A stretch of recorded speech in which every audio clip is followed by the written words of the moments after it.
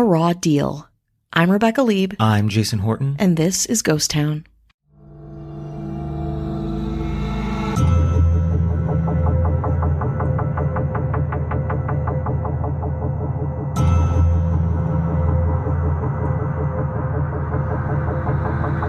Hollywood screenwriter Gary Devore was currently writing a script on the CIA and the invasion of Panama when he went missing and was found dead a year later. 25 years later, his death is still a mystery. This is the very mysterious death of Gary Devore. It's going to involve conspiracy. Yes.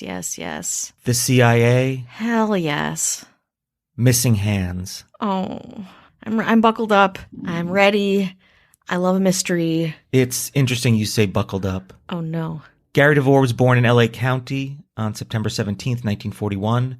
His writing career began in the late 1960s when he wrote for shows such as Chuck Barris's The Newlywed Game, The Steve Allen Show, and Tempo. He was married 4 times, first to singer Maria Cole from 1969 to 1978, then to actress Sandy Newton from 1981 to 1985, then to Claudia Christian, actress and author from 1988 to 1992, and finally to Wendy Oates from 1996 to 1997.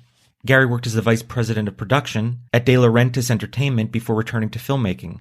He was known for films such as Raw Deal with Arnold Schwarzenegger, The Dogs of War starring Christopher Walken, and Showdown in Little Tokyo starring Dolph Lundgren and Brandon Lee. Very popular 80s action, Absolutely. Early 90s. Yeah, testosterone, high impact, exciting. Those movies were very hot. Devore was working on another film, but nothing like the previous ones. It dealt with politics, drugs, and the military.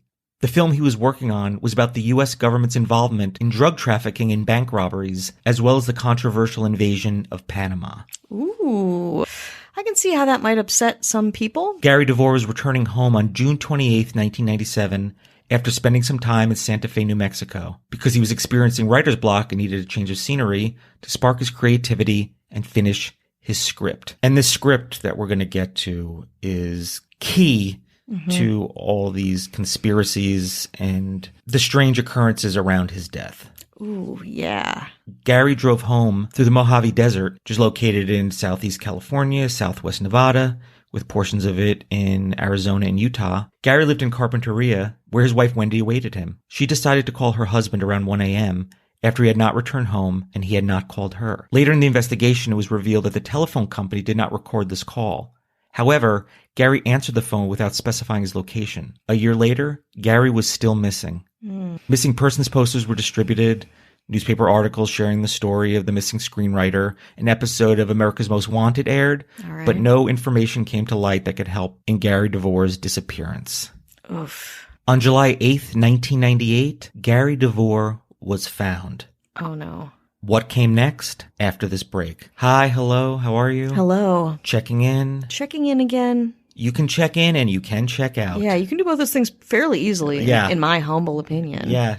Do what you like. Yeah. Linger by the coffee station. That's cool, too. Or just, you got a thing to go to? Get out of here. Do you linger by a lot of coffee stations? Coffee station. I like to scope out the coffee station. I like to see the caffeine. Is there an Earl Grey? Is a hot cocoa an option? Yes. Yes, I do.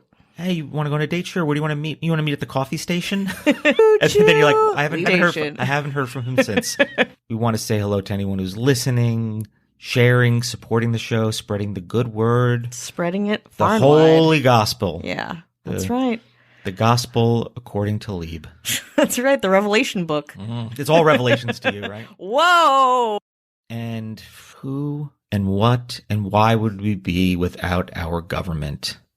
Nowhere. We got the mayors rocking a pumpkin spice latte because he feels like it. Stephen Bates. Hello, save a sip for me. Rocking a cold brew. Charlie Gilbert. Hello, that's hard on the stomach. No oat milk for this person, known as Kat Joselle. She's Hello. like, they're like, do you want oat milk? She's like, no. She's like, no thanks. I want it straight up. Wow. I don't know what straight up is. Bullshitting. And rocking a double frap, hold the water heavy on the ice, light on the honey, and just stick a donut in it. Why not? At the donut station, Ashley Matson. Hello, enjoy yourself. And our governor. Mm-hmm. Our governor, the conductor at the coffee station, mixes and matches all the flavors. All the flavors, calling the shots. And shots. And shots. Uh-oh. Avian Noble. So if you want no ads, no chit-chat, bonus episodes, you want to binge, you have time but you don't want to waste it and listen to a bunch of ads and a bunch of chit-chat, head on over to patreon.com/ghosttownpod. That's right. $2. That's it. And in today's time, that's like $4, Yun. Yeah. It's like 1/16 of a novelty drink. Yeah. So that's a pretty good deal. Yeah. Or just an old cup if you're in a nice place in LA. They'll give you an old cup for $2. Aged cup. Yeah, here, take this. What can I get for $2? This old cup. Not vintage. No. Not retro. No. Old as fuck cup. Ruthless, this city. Well, speaking of ruthless cities and maybe ruthless countries, ruthless governments, or maybe not at all. Oh. Let's find out what happened or what didn't happen to Gary Devore. On July 8th, 1998, his Ford Explorer was submerged in 12 to 15 feet of water beneath an aqueduct bridge in Palmdale, California. Oh, wow. Gary's body was still behind the wheel, seatbelt still on. Jesus. When the police recovered his vehicle from the water, they discovered his laptop, which contained his script for The Big Steal, which is a remake of a 1949 movie, I believe, in his hands. But his gun, which he always carried, that was missing. A screenwriter who always carries a gun. They found no evidence of impact when they searched the aqueduct. His lights were switched off. Obviously, the lights are going to not be lit a year later, but the lights were not on at all. Wow. The assumption is it happened at night because if it happened during the day, there'd be someone would have known. No, if it was at night, it could be in the middle of the night, your lights should be on. Yeah, absolutely. I'm already formulating some theories in my brain, but so he was driving in total darkness in theory. In theory, yeah. Police pieced together what they thought happened. They suspected Gary had driven 3 miles into oncoming traffic without turning his headlights on, which meant nobody saw him. What? Dr. Matthew Alford, a British academic, spent nearly 10 years investigating the case. He said, quote, "It's very difficult to actually prove something happened, like a murder. But you can prove that something didn't happen, like an impossible accident.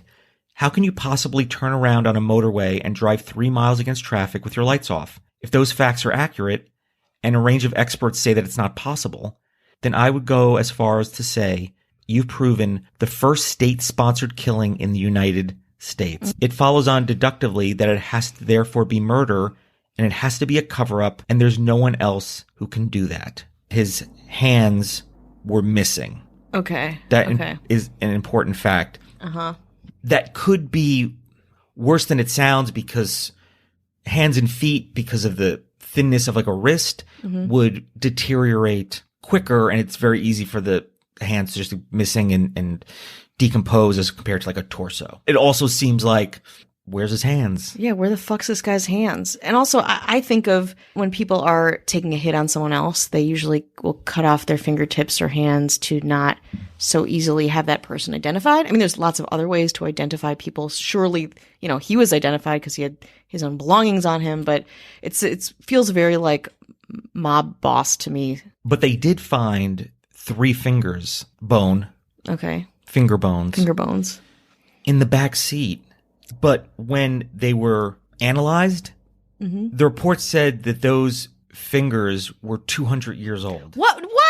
So this man, the screenwriter, has no hands, but he does have some fingy bones in the back seat that are hundreds of years. I don't mean to but they it's assumed they were his. So insane. They assumed that it was just the decomposition and they floated back there. Okay, so they weren't. It's just that it was very aggressively decomposing. Because then part of me is like, is this part of his research for his screenplay to have these old finger bones for something else? Or were they placed there? Yeah. I mean, all of that seems very plausible. Him driving 3 miles into traffic without anyone detecting him seems like the most outlandish part of this. Gary had a deformed left pinky finger, if it had been his hand. So that was, you would have found a deformed finger, theoretically, if it was still there. And it would be very easy to identify because it's a strange, deformed finger. Yeah. In 2014, a film about the investigation into Gary's death was released. Alfred suggested that men posing as government agents entered Gary's house and took information from his script. When Gary's vehicle was being recovered in 1998, a witness claims that an unmarked black helicopter was photographing it. The helicopter was not a police helicopter, nor did it belong to a nearby Air Force. When Alfred had completed his investigation, he went to the Santa Barbara Sheriff's Department and requested that a file on Gary Devore be obtained. His file was 600 pages long and labeled classified. This is according to Alfred. Yeah.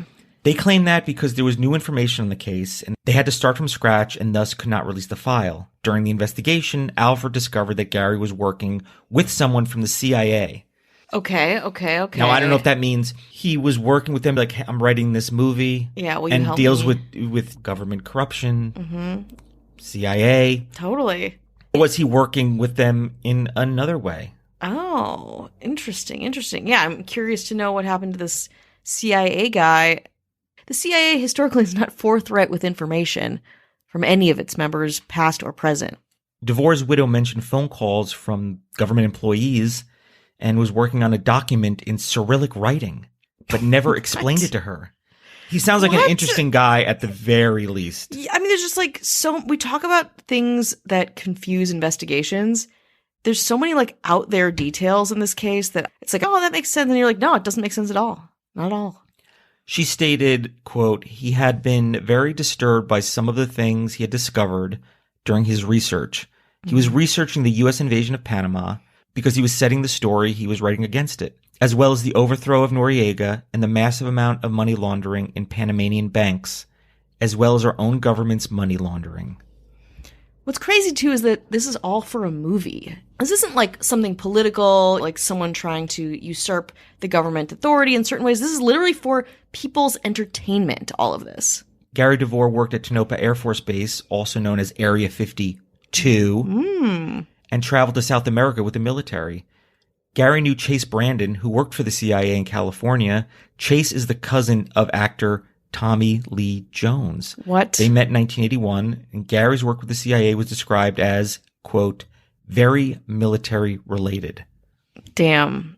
So well connected. Very dangerous. Many people believe Gary was working for the government and that traveling with the military, his views shifted and he became aware of how the U.S. gained so much power. Many people believe that the CIA was involved in Gary Devore's mysterious death, and many people have no idea what happened to him, how he died, why he died, or who was responsible because of the lack of information. Yeah. And while there's not much information on this case, a ton of speculation. Oh, I mean, this is the perfect Venn diagram of information you need, information you don't need, and just complete conspiracy speculation. The Gary Devore case remains unsolved 25 years later, according to Dr. Alford. When asked what happened, he says, the whole thing was such a house of cards, anything could have tipped it. And who knows? Maybe it did. Hell yeah, it did. Fuck. I mean, what I think are we trying to get at here is that he got into government good graces to make this screenplay, got in too deep, started to feel differently about the people and entities that he was affiliated with, you know, maybe started to speak out a little bit on that or start dialogues maybe people didn't want started. And then all of a sudden, he's in an aqueduct.